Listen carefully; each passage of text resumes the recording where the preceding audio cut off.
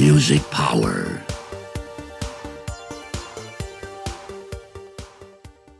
It wasn't corporate. Martin ran a really good, everyone knew who the boss was. Everyone knew who was in charge of music. That was Ant. But everyone was a family. Everyone respected what the other could do.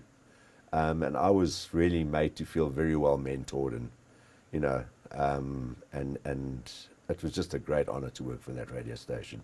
There's been nothing else since it. I think my sort of 5 years at 5FM, and Anthony was the program or station manager then, was the closest I'd come to that, but it was in a big corporation, and there was a certain amount of corporate side to it as well. But we almost managed to touch on that feeling and that vibe that we got from Capital. But nothing has come close to the Capital Radio culture that we experienced.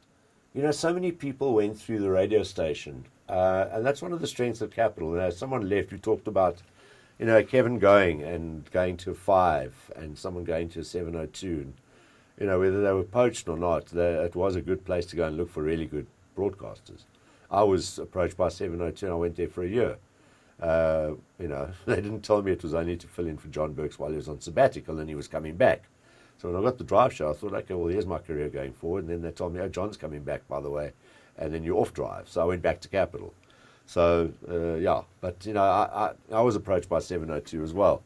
And, a lot of guys have. But the one thing about Capital, they always managed to find someone that was just perfect for Capital, that sounded Capital, that fitted that unique sound and warmth of the station, and also fitted into the culture of the station as well.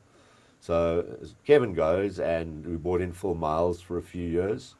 Maybe a lot of people remember Phil. He was a very quiet, kept to himself kind of guy, but also had a really good sound on air. He went, and then this guy Tony Blewett arrived in the country from Radio Luxembourg. And Tony just slotted into that Capital sound. I'll never forget Tony's first show. He did a drive show when he started. And everyone walking around Mill Park going, wow, have you heard this guy? He is brilliant. They were almost like, thank goodness we got the right guy. And then when Tony moved on, he was snapped up by 5.